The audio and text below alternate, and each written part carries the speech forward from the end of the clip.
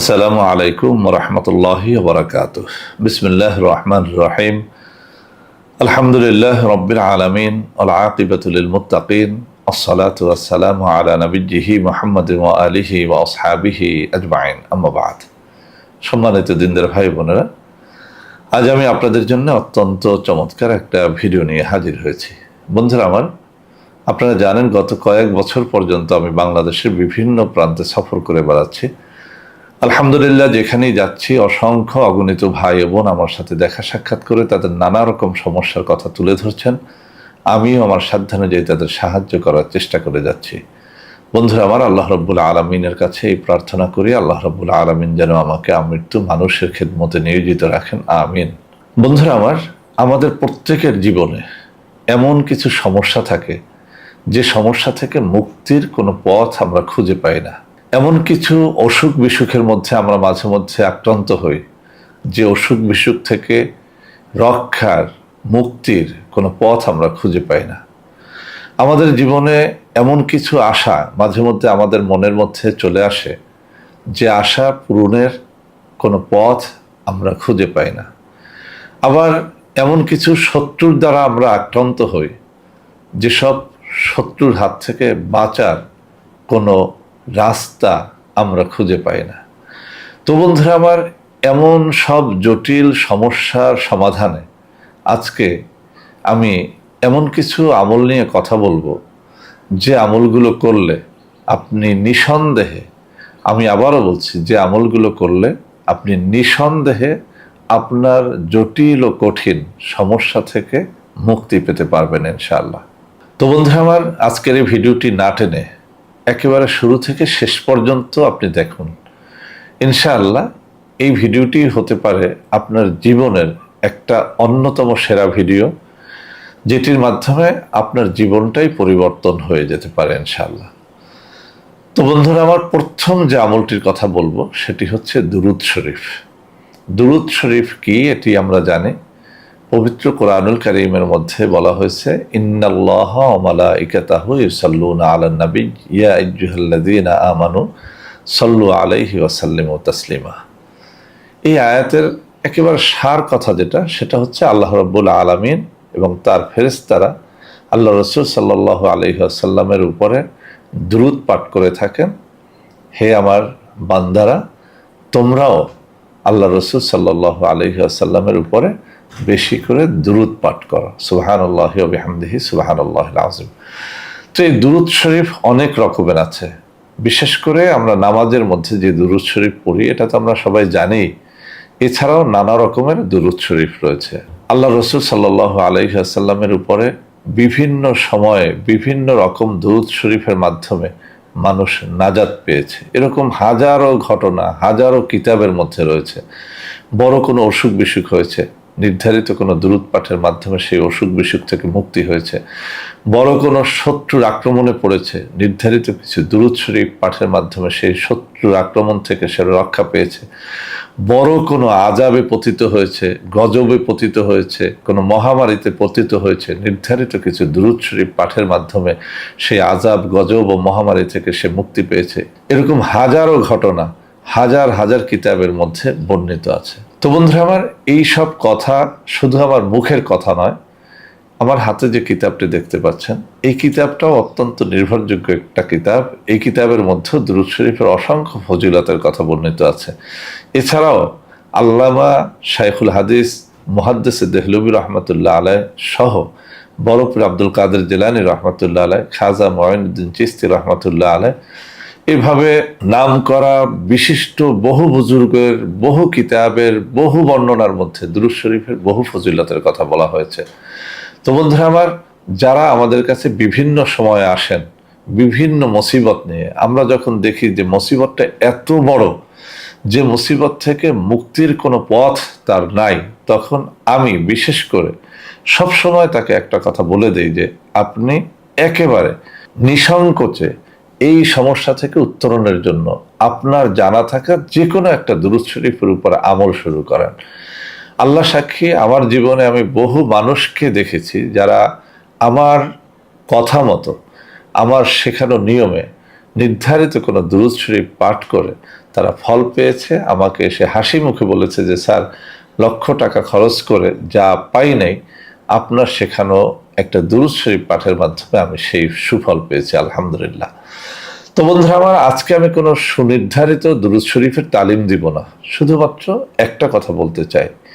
আপনি শত্রুর আক্রমণে অতিষ্ঠ, আপনি আপনার জানা কোনো একটা দুরূদ শরীফ বেশি করে পড়া শুরু করেন। আপনার বিয়ে হচ্ছে না, কোনোভাবেই বিয়ে হচ্ছে না, আপনি ছেলে কিংবা মেয়ে, আমি আপনাকে বলবো নানান দোয়া দুরূদ বাদ দিয়া আপনি আপনার জানা কোনো একটা দুরূদ শরীফ বেশি করে পড়তে শুরু করেন। আর ওই দুরূদ শরীফ পড়া অবস্থায় মাঝে মধ্যে আপনার মনের কথাটা চোখের পানি ফেলে আল্লাহর কাছে বলতে শুরু করেন। আপনি পরীক্ষায় পাশ করতে পারছেন না, আপনার থেকে কম মেধাবীরাও পরীক্ষায় পাশ করে যাচ্ছে, কিন্তু আপনি পারছেন না। আপনাকে বলবো আপনি যেন আপনার জানা কোনো একটা দুরূদ শরীফ বেশি করে পাঠ করা শুরু করেন, ইনশাআল্লাহ আপনি পরীক্ষায় পাশ করে যাবেন।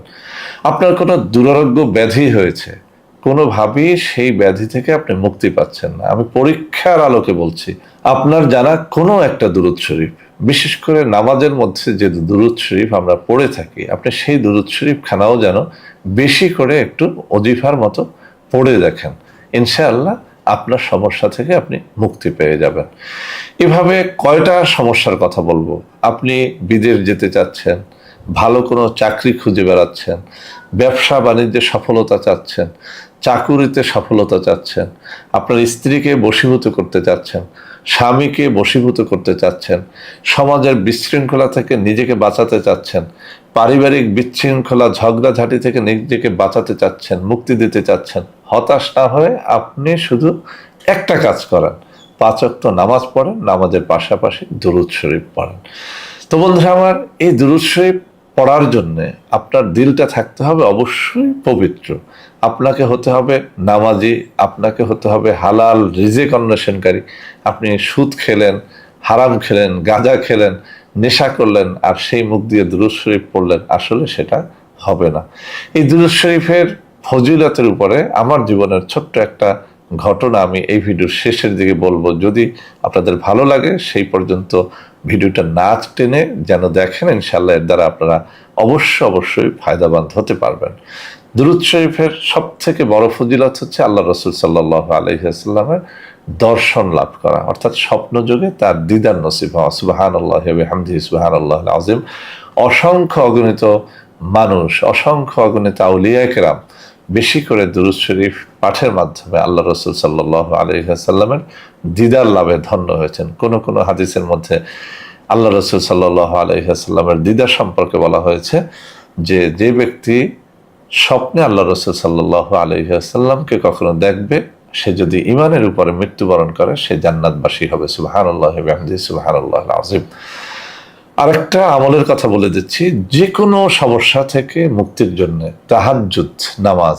তাহাজ্জুদ নামাজ কিভাবে পড়তে হয়, বিভিন্ন কিতাবের মধ্যে সহজ নিয়ম বর্ণিত আছে, একেবারে সহজভাবে আমি শিখিয়ে দিচ্ছি। ভোর রাত্রে আপনি জাগ্রত হবেন, কেননা এই সময়টার কথা বিভিন্ন হাদিসে বিভিন্ন ফজিলতের কথা বলা হয়েছে, তার মধ্যে একটা কথা হচ্ছে এভাবে যে আল্লাহ রাসূল সাল্লাল্লাহু আলাইহি ওয়াসাল্লাম বলেন যে যখন রাত্র গভীর হয়, আল্লাহ রাব্বুল আলামিন তখন নিকটতম আসমানে নাজিল হন এবং বান্দাকে ডেকে ডেকে বলতে থাকেন যে, কে আছো গুনাহগার, তুমি তোমার গুনাহ থেকে তওবা করো, আমি তোমার গুনাহকে মাফ করে দেব।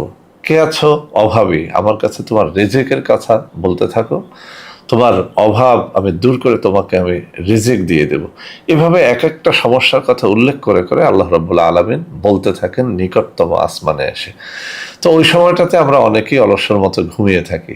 আমি আপনাকে বলবো, আপনার জীবনের সমস্যা যত জটিল, যত কঠিন হোক না কেন, আপনি যেন এই সমস্যা থেকে মুক্তির জন্য সারা দুনিয়াবাসীর কাছে না গিয়ে ভোর রাত্রে উঠে অজু করে 2 রাকাত তাহাজ্জুদ নামাজ পড়ার চেষ্টা করেন। তাহাজ্জুদ নামাজ পড়া একেবারে সহজ, কোনো আরবি নিয়তের আপনার প্রয়োজন নাই। আপনি অজু করবেন, আমি তাহাজ্জুদের নামাজ পড়তেছি, আল্লাহু আকবার এই কথা বলে আপনি হাত বাঁধবেন। যথারীতি আমরা যেভাবে নফল নামাজ পড়ি, একবার সূরা ফাতিহা, সূরা ফাতিহার পরে যে কোনো সূরা মেলানো যায়, বিশেষ করে তাহাজ্জুদের নামাজে আপনি সূরা ইখলাস অর্থাৎ কুল হু আল্লাহ সূরাটা মেলাতে পারেন। একবার, তিনবার, 7বার, 10বার এভাবে পড়তে পারেন। এরপরে রুকু সিজদা করে 2 রাকাত নামাজ পড়ে সালাম ফিরিয়ে দুরূদ শরীফ পাঠ করে আপনি কায়মনোবাক্যে আপনার মনের কথা আপনি এই তাহাজ্জুদ সালাতের শেষে 2 হাত তুলে আল্লাহ রাব্বুল আলামিনের কাছে বলতে পারেন। আপনি পরীক্ষা করে দেখেন, ইনশাআল্লাহ আপনার বিপদ কেটে যাবে, আপনার ন্যাক আশা পূর্ণ হবে, আপনার যে কোনো মকসুদ সেটা যত জটিল হোক কঠিন হোক সেটা অবশ্যই পূরণ হবে। শত্রুর হাত থেকে বাঁচতে পারবেন, রিজিকের অভাব দূর করতে পারবেন। এগুলো আমার মুখের কথা না, এগুলো পরীক্ষিত বাস্তব কথা। বহু কিতাবের মধ্যে এগুলো আছে। আপনি আপনার জীবনে যেন একটুখানি পরীক্ষা করে দেখেন। আমি আর একটা দোয়ার কথা বিভিন্ন ভিডিওতে বলেছি, আজকেও বলি। এই দোয়াটিও বিভিন্ন হাদিসের মধ্যে এসেছে যে আপনি ভোর রাত্রে যখন সুবহে সাদেকের সময়টা শুরু হবে তখন জাগবেন, অজু করে পাক পবিত্র হয়ে জায়নামাজের মধ্যে বসে সুবহানাল্লাহি ওয়া বিহামদিহি সুবহানাল্লাহিল আযীম ওয়া বিহামদিহি আস্তাগফিরুল্লাহ, এই দোয়াটা আপনি যদি বেশি করে পাঠ করেন, আপনার অভাব, সেটা যত কঠিন অভাব হোক না কেন, সেটা থেকে আপনি মুক্তি পেয়ে যাবেন। কোনো হাদিসে এই দোয়াটি 41 বার পড়ার কথা বলা হয়েছে, 121 বার পড়ার কথা বলা হয়েছে, কোথাও এটা 500 বার পড়ার কথা বলা হয়েছে। আমি বলবো আপনার সাধ্য মতো আপনি যেন কমপক্ষে 21 বার, আর উপরে আপনি যতটা পারেন অজু করে পবিত্র হয়ে সুবহে সাদেকের সময় এই দোয়াটা পড়েন, সুবহানাল্লাহি ওয়া বিহামদিহি সুবহানাল্লাহিল আযীম ওয়া বিহামদিহি আস্তাগফিরুল্লাহ। এই দোয়াটা পড়ে দেখেন, আপনার যে কোনো আশা পূরণের জন্য এই দোয়াটি যথেষ্ট, আপনার অভাব দূর হওয়ার জন্য এটি যথেষ্ট, আপনার চাকরির জন্য এটি যথেষ্ট, আপনার যে কোনো সফলতার জন্য এটি যথেষ্ট। আমি ব্যক্তি জীবনে এটি পড়ে এত বেশি ফল পেয়েছি যে এখনো পর্যন্ত সুবহে সাদেকের সময় আমি এই আমলটি করে যাই, আলহামদুলিল্লাহ। তো বন্ধুরা আমার, এই যে 3টে আমলের কথা বললাম, দুরূদ শরীফ, এরপরে তাহাজ্জুদের নামাজ, আর একটা ছোট্ট দোয়া, আমি চ্যালেঞ্জ দিয়ে বলছি, আবারও বলছি, আপনার সমস্যা যত বড় হোক না কেন, আপনি হয় এই 3টা আমলই করতে পারেন, অথবা যে কোনো 2টা আমল করতে পারেন, অথবা এই 3টা আমল থেকে যে কোনো একটা আমল করতে পারেন। তবে শর্ত হচ্ছে আপনাকে অবশ্যই হালাল রিজিক অন্বেষণকারী হতে হবে, আপনাকে অবশ্যই 5 ওয়াক্ত নামাজি হতে হবে। পাক পবিত্র দিলে আপনি যদি আল্লাহ রাব্বুল আলামিনের সান্নিধ্য লাভের উদ্দেশ্যে এই দোয়াগুলো পড়েন, ইনশাআল্লাহ এর দ্বারা আপনি সুফল লাভ করতে পারবেন। তো বন্ধুরা আমার, বলেছিলাম ভিডিওটির শেষে দুরূদ শরীফের ফজিলতের উপরে আমার জীবনের ছোট্ট একটা ঘটনা বলবো, আমি সেটা বলছি। আমি যখন কামিল পরীক্ষা দেই, আমার এখনো স্পষ্ট মনে আছে যে আমি একটা শপথ নিলাম যে কোনোভাবেই নকল করব না। আমার কাছে খুব বেশি কষ্টদায়ক মনে হতো যে কামিল পরীক্ষা অর্থাৎ টাইটেল পরীক্ষার সবকটা সাবজেক্টই তো আরবি, কোরআন, হাদিস, ইজমা, কিয়াস, তাফসির, এরপরে ফিকা, যা কিছু আছে সব কিছুই তো আরবি। এর একটা আনসার নাই যেগুলো আরবি বা কোরআন হাদিসের দলিল ছাড়া দেয়া যায়। তো আমি খুব বেশি কান্না করতাম আল্লাহর কাছে যে আল্লাহ, তুমি আমাকে সেই সাধ্যটুকু দাও যে আমি যেন পারি, সবাই নকল করুক কিন্তু আমি যেন পারি একেবারে আল্লাহর হস্তে, আল্লাহর সন্তুষ্টির জন্য আমি যেন সম্পূর্ণ নকল মুক্তভাবে আমি যেন কামিল পরীক্ষাটা দিতে পারি। আল্লাহ রাব্বুল আলামিনের কি ইচ্ছা। আমি খুব বেশি করে দুরূদ শরীফ পড়তাম। আমার এখনো মনে আছে পরীক্ষার হলে যাওয়ার আগে আমি যখন খুব বেশি দুরূদ শরীফ পড়তাম, দুরূদ শরীফ পড়া অবস্থায় ওই দিনের পরীক্ষার যে প্রশ্নপত্র যা হবে সেটা কিন্তু আমি কানে কানে শুনতাম, সুবহানাল্লাহি ওয়া বিহামদিহি সুবহানাল্লাহিল আযীম, অর্থাৎ আমি কানে শুনতাম ক্বালা ক্বালা রাসূলুল্লাহ সাল্লাল্লাহু আলাইহি ওয়াসাল্লাম, এভাবে পাঠ করে শোনানো হচ্ছে কোনো একটা হাদিস বা কোনো একটা আয়াতের অংশ বা কোনো একটা প্রশ্নের আনসার, কানে কানে কেউ যেন আমাকে পাঠ করে শোনাচ্ছে। আমি সাথে সাথে সেটা নোট করে রাখতাম, পরীক্ষার হলে গিয়ে দেখতাম যে সেটাই এসেছে, আলহামদুলিল্লাহ।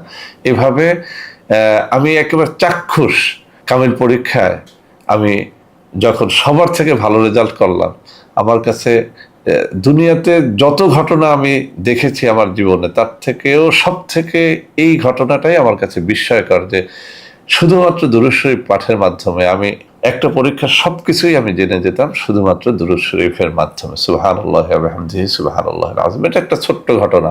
এছাড়াও আমার জীবনে দুরূদ শরীফের পাঠের মাধ্যমে আরো অনেক নিয়ামতের কথা আছে, আমি সেগুলো উল্লেখ করতে চাই না।